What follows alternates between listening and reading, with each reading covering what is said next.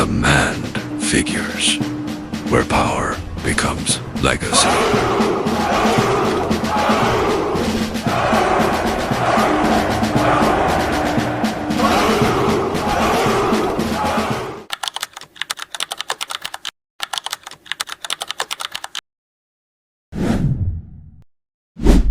Hello, we are back here with Command Figures.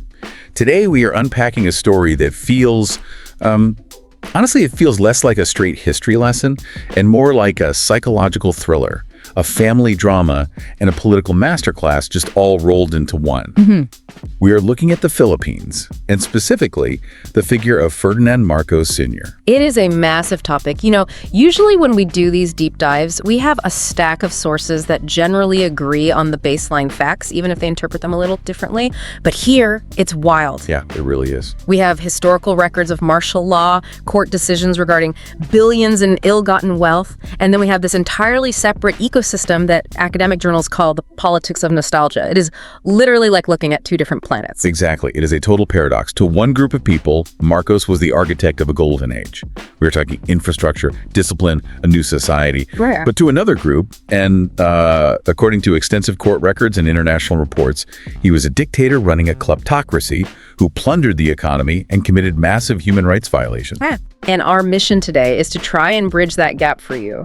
We need to walk the timeline chronologically from his rise as this legal prodigy through the absolute power of the martial law years to his downfall. And here's the real kicker, how the family managed a stunning return to the presidency in 2022 with his son, Bongbong Marcos. It's a wild arc. It is almost Shakespearean.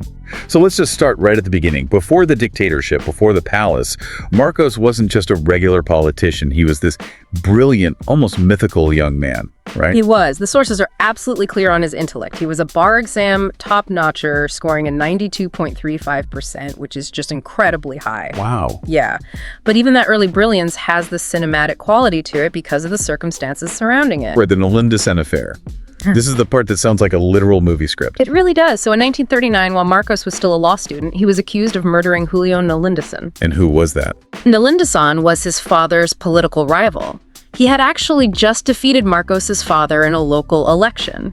And shortly after the victory, Nolinda was shot by a sniper at his home. Ferdinand was the prime suspect and was convicted of the murder. Wait, pause there. So he is a law student, convicted of murder. For most people, the career ends right there. Not for him.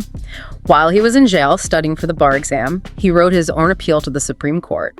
He argued his own case, and remember, he wasn't even a full lawyer yet, and he won an acquittal. That is the origin story of a supervillain.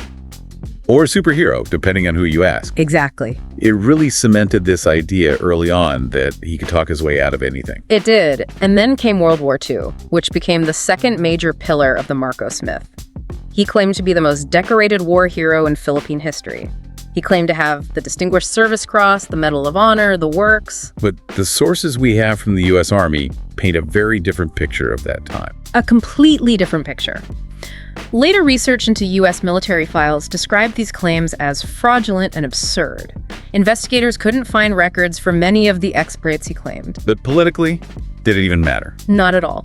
The war hero narrative was a marketing masterpiece. It helped propel him straight to the presidency in 1965. And initially, during that first term, there actually was a lot of development. He was building everywhere. Roads, schools, the cultural center of the Philippines. Yeah, this is what critics call the edifice complex. It refers to the administration's obsession with grand, concrete construction projects. They were visually stunning, meant to be symbols of progress, but we really have to look closer at the human cost of that construction. You're thinking of the Manila Film Center, right? That story always haunts me when I read about it. It should. They were rushing to build it for a film festival to impress the international community. The scaffolding collapsed and workers fell into the wet cement. And instead of stopping to retrieve the bodies and give them a proper burial, which would have delayed the opening, the construction just continued. They literally poured concrete over the bodies. That is a perfect, gruesome metaphor for the edifice complex. A beautiful facade built literally on top of human bodies. And funded by massive foreign borrowing. It created a facade of prosperity, but the debt was piling up in the background the whole time. And amidst this construction, there was a really dark turning point in 1968. the Jabita massacre. This was the execution of Muslim army recruits, right? Yes, on Corregidor Island. When this was exposed, it sparked the Moro insurgency in Mindanao. It was the flashpoint that ignited a conflict that would plague the nation for decades. It signaled that underneath the legal brilliance and the shiny infrastructure, the administration was entirely willing to use brutal violence. So, with that tension brewing, we move into his second term, the 1969 election. I read from multiple sources this was called the dirtiest election in their history. Yes, characterized by the 3 Gs, guns, goons, and gold. Marcos won a second term, making him the first Philippine president to do so, but the campaign spending was so massive, it triggered a balance of payments crisis. For our listeners who aren't economists, let's break that down.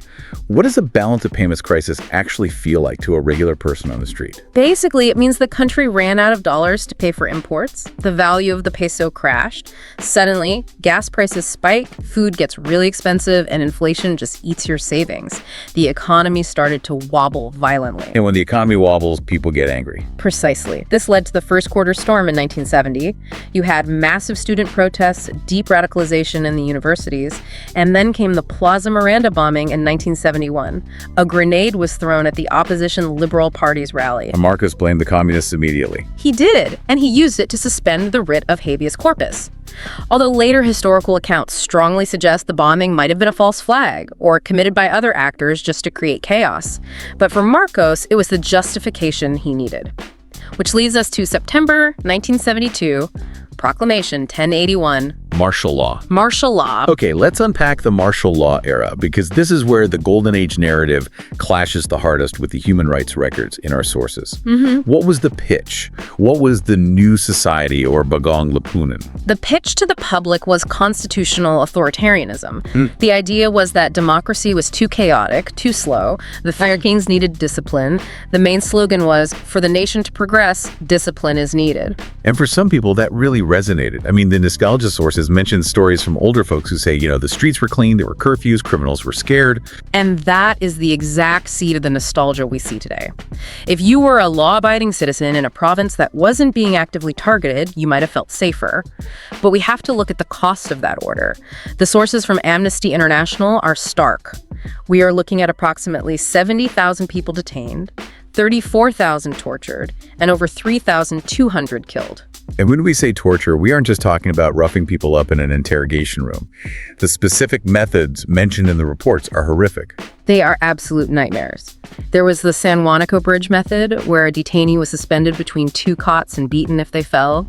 There were electrocutions, sexual abuse, and salvaging. Salvaging. Yeah, which is a grim Philippine term for extrajudicial killings where mutilated bodies were dumped on roadsides just to send a message to the public. And we can't forget the massacres. Right. The sources mention Escalante, Palembang, and the Manila massacres. Exactly, targeting farmers, Muslims, and students. So while some people saw clean streets, others were seeing their children disappear. That is the paradox. And simultaneously, the economy was being completely restructured under what we now call crony capitalism. Marcos dismantled the old oligarchs, yes, but he just replaced them with his own allies. This is where we talk about the Coco Levy Fund. I feel like this gets mentioned a lot in the financial sources, but rarely explained simply. What was the scam there? Okay, imagine you are a poor coconut farmer. And remember, this is a huge part of Philippine agriculture.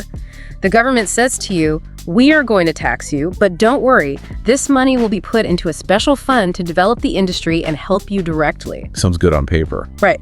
But instead of helping the farmers, that accumulated cash, billions of pesos, was used by Marcos's cronies to buy banks, oil mills, and fund their own private businesses. Wow. So the farmers were literally subsidizing the lavish lifestyles of the president's friends while they themselves remained in crushing poverty. It's essentially a state-sponsored robbery of the poorest sector of the country. It really was. And the national debt skyrocketed. By the end of his rule, poverty had actually increased. Nearly half the population was living below the poverty line. So while the Golden Age narrative focuses on the beautiful buildings, the economic reality for the average Filipino was deteriorating rapidly. And we can't talk about the lavish lifestyle without talking about Imelda Marcos, the conjugal dictatorship. She was a power center entirely in her own right, appointed governor of Metro Manila, minister of human settlements. The term imeldific was actually coined to describe her style. It means ostentatious, excessive. She was buying buildings in New York, amassing that famous shoe collection, holding these incredible, lavish parties. And the contrast must have been blinding. You have the glamour of the palace, and then you have the famine in Negroes. That's the most heartbreaking contrast in the sources. In the 1980s, the sugar industry, which was another crony monopoly, collapsed. In the province of Negroes, children were literally starving to death. We have photos from that era that look like they were taken in active conflict zones. That was the reality behind the Golden Age. So how did it all unravel? We get to 1983. The turning point. Ninoy Aquino returns from exile. Everyone knew it was dangerous, but he came back anyway, and he was assassinated right on the tarmac at the airport. And that completely changed the chemistry of the country. It did. It wasn't just the radical students or the rebels protesting anymore. The middle class, the business sector, the Catholic Church, everyone was galvanized. The economy went into a tailspin because foreign lenders finally panicked and pulled their money out. Marcos, under immense pressure from the U.S., calls for a snap election in 1986 to prove he still had a mandate from the people. But the election didn't go as planned. Not at all. It was marred by rampant fraud. But there was this incredible moment where the computer technicians at the Election Commission stood up and walked out. Just walked away from the consoles. Yes. They realized the numbers they were encoding were being manipulated in real time to make Marcos win. That walkout was the spark. And then the military breaks away. Defense Minister Juan Ponce Enrile and Vice Chief of Staff Fidel Ramos defected. They holed up in camps along the EDSA highway. Cardinal Sin, the Archbishop of Manila, went on the radio and called on the regular people to go out and protect the defectors. And that is the famous People Power Revolution. Over 2 million people gathering on the highway. But let's look at this from the inside. We've all seen the footage of nuns stopping tanks, but the view from inside the palace was chaotic, wasn't it? It was a total siege mentality. We actually have transcripts of what was happening in the room. General Fabian Ver, Marcos's most loyal general, was practically begging for permission to attack the crowds. He is on record saying, "We have to immobilize the helicopter, strike at any time." He wanted to fire artillery into the civilian crowds. That is a chilling what-if moment. If Marcos says yes, EDSA becomes an absolute bloodbath. But Marcos didn't. The transcript shows him saying, "My order is not to attack. Disperse without shooting." Now, historians debate why.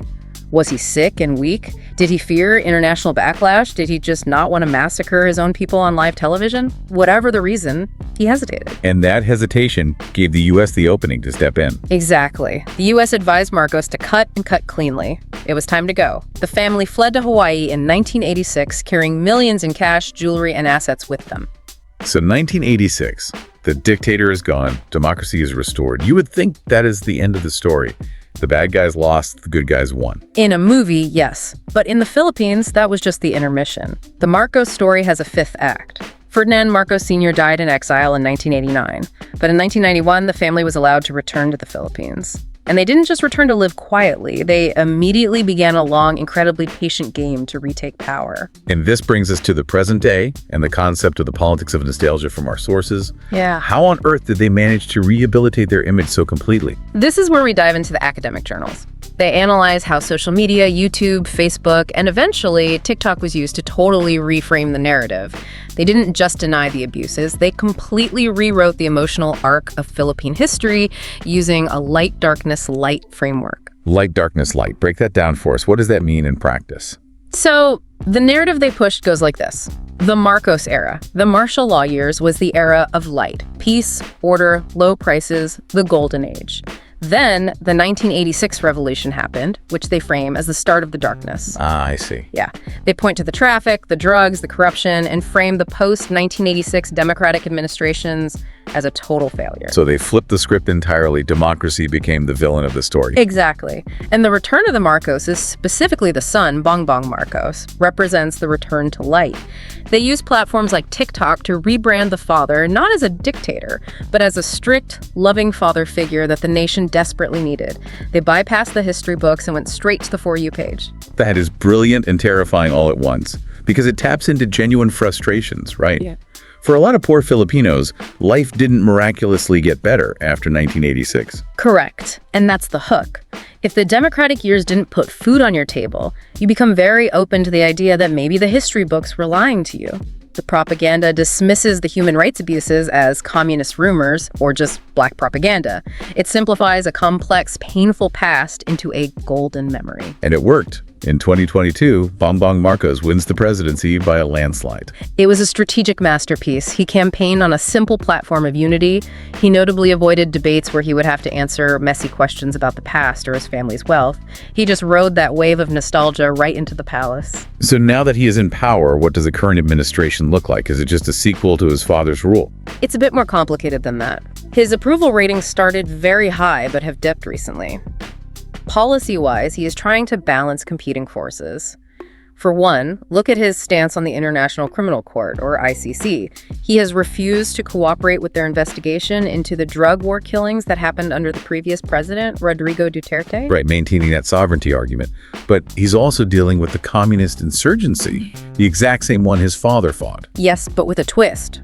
He hasn't abolished the NTFEL-CAC, which is the Anti-Communist Task Force, but he is attempting to offer amnesty to rebels. It's a softer approach than his father's iron-fisted martial law tactic. And we can't ignore the political drama happening right now with the Duterte family. That is the big fracture in Philippine politics today. He ran with Sara Duterte, the daughter of the former president, as his vice president. It was the unstoppable unity team.